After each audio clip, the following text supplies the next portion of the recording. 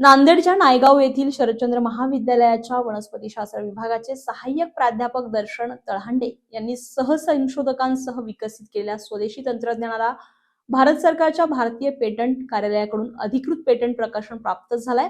घरातील वातावरण तसेच धान्य साठवण केंद्रातील हवेमधील सूक्ष्मजीवांचे प्रमाण कमी करण्यासाठी विकसित करण्यात आलेल्या या संशोधनामुळे शरदचंद्र महाविद्यालयाला शैक्षणिक आणि संशोधन क्षेत्राला राष्ट्रीय स्तरावर नवी ओळख मिळाली आहे.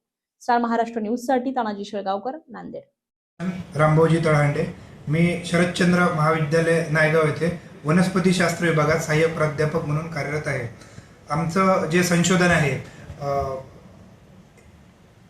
Reduction of airborne microbial load in indoor storage system as well as grain storage system, याला भारत सरकारच्या पेटंट कार्यालयामार्फत अधिकृत मान्यता मिळाली आहे आणि ते पेटंट त्यांच्या पेटंट जर्नलमध्ये अधिकृतरित्या पब्लिश झालेलं आहे. तर त्या म्हणजे आता जर तुम्ही भारतातला सर्वात मोठा मुद्दा जर बघितला तो आहे वायू प्रदूषण. त्या वायू प्रदूषणावर मात करण्यासाठी आणि त्यात असणाऱ्या विविध कंपोनंटला कसं कमी करता येईल त्यावर हे आमचं संशोधन आधारित असून त्यामुळे जे एअरबॉर्न बायोसोल्स असतात म्हणजे हवेत असणारे जीवाणू जसं बुरशी आहे किंवा बॅक्टेरिया आहे त्यांना कसं कमी करता येईल याबद्दलचं हे संशोधन आहे. आणि हे संशोधन ग्रीन नॅनो टेक्नॉलॉजीवर आधारित असल्याने हे फार कमी खर्चिक आहे. त्याच्यामुळे हे जनसामान्यांपर्यंत पोहोचवू शकतो आणि यातून जी धान्याची नासाडी होते म्हणजे तुम्ही जर बघितलं की ज्याला आपण पोस्ट हार्वेस्ट लॉसेस म्हणतो म्हणजे एकदा उत्पन्न आल्यानंतर जे ग्रेन स्टोरेज गोडाऊनमध्ये आपण ज्याला धान्याच्या गोदामांमध्ये जे धान्य साठवून ठेवतो त्यांचं 25 ते 40% नासाडी होते. तर हे जर संशोधन आपण लावलं तर या संशोधनाच्या रिझल्ट्समधून हे माहिती पडतं की बॅक्टेरियल लोड असो किंवा फंगल लोड असो हे 70% ते 75% कमी होते. म्हणजे धान्याची नासाडी जी 25% ते 40% होते ती आपण कमी करू शकतो. आणि इंडोर सिस्टममध्ये जे जीवाणू हे फिरतात तुमच्या कन्व्हेन्शनल फिल्टरमधून तर त्याचं पण म्हणजे जे रोग लोकांना होतात तर त्याचं पण प्रमाण यातून कमी करू शकतो.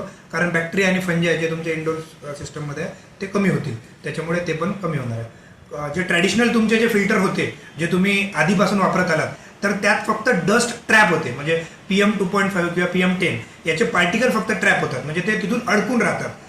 पण आम्ही जे फिल्टर बनवले यात ते फिल्टर म्हणजे ते तर राहतीलच बट त्यात होणारे जसे बॅक्टेरिया फंजाई जे त्याच्यावर ग्रो होतात कारण आपण भरपूर दिवस ते फिल्टर चेंज करत नाहीत त्याच्यामुळे तिथे बॅक्टेरिया फंजाई आणि अनुषंगाने त्यांचे स्पोर्स ते तिथे ट्रॅप्ड राहतात आणि नंतर तुमच्या सिस्टममध्ये फिरत राहतात. त्याच्यामुळे जो त्याचा पर्पज आहे एअर फिल्टर करायचा तो पूर्णपणे साध्य होत नाही. तर या फिल्टरमुळं ते तिथे जागच्या जागी मारले जातील या कोटिंगमुळे नॅनो पार्टिकलच्या. त्याच्यामुळे तुमचा जो हवा शुद्धीकरणाचा जो म्हणजे पूर्णपणे ती झाली पाहिजे बायोलॉजिकल पार्टिकल आणि केमिकल पार्टिकल तर त्या दोघांपासूनही इथे तुम्हाला मदत होणार आहे. फक्त फिजिकल पार्टिकल सोबत नाही. हे जे संशोधन आहे मग हे संशोधन आम्ही इंडियन एरोबायोलॉजिकल सोसायटीची जी कॉन्फरन्स होती तिथे आम्ही हे मांडलं. तर तिथे मला त्यांनी PH Gregory young scientist award हा दिला आणि ते तिथे सादरीकरण केल्यानंतर आम्ही इंडियन पेटंट कार्यालयाला ऑलरेडी ते सादर केलेलं होतं आणि ते सादर केलं आणि त्याला आता त्यांनी पब्लिश केलेलं आहे आणि आता त्याच्या मान्यतेसाठी आम्ही काम करत आहोत. आणि असे याच अनुषंगाने आणखी काही टेक्नॉलॉजीज डेव्हलप करता येतात का त्याकडे आमचं लक्ष आहे.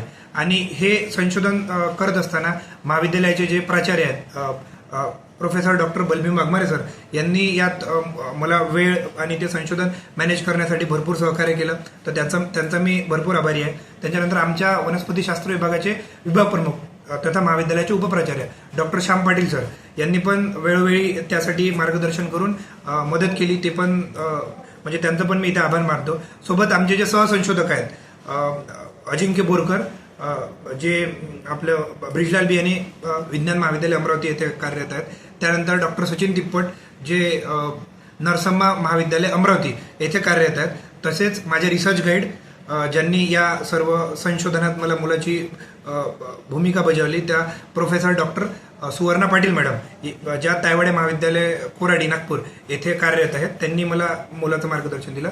सोबतच आमच्या संस्थेचे अध्यक्ष आदरणीय खासदार रवींद्र पाटील चव्हाण साहेब यांनी सुद्धा वेळोवेळी असे नवनवीन प्रयोग करण्यासाठी नेहमी आम्हाला प्रोत्साहित करत असतात आणि ते व्यासपीठही ते उपलब्ध करून देतात आणि अशा नवीन आयडियाज किंवा नवीन संकल्पनांना ते नेहमीच वाव देतात. त्याबद्दल त्यांचे मी आभार व्यक्त करतो. तसेच आमच्या संस्थेचे सचिव आदरणीय डॉक्टर केशवराव पाटील, आदरणीय केशवराव पाटील चव्हाण साहेब यांनी सुद्धा आम्हाला वेळोवेळी असे नवीन उपक्रम करण्यासाठी प्रोत्साहित करतात, तर त्यांचंही मी आभार व्यक्त करतो. नवनवीन घडामोडी पाहण्यासाठी स्टार महाराष्ट्र न्यूजला सबस्क्राईब करा आणि ताज्या बातम्यांचे अपडेट मिळवण्यासाठी बेल आयकॉनला प्रेस करा आणि परिपूर्ण बातमीबरोबर रहा, इतरांपेक्षा एक पाऊल पुढे.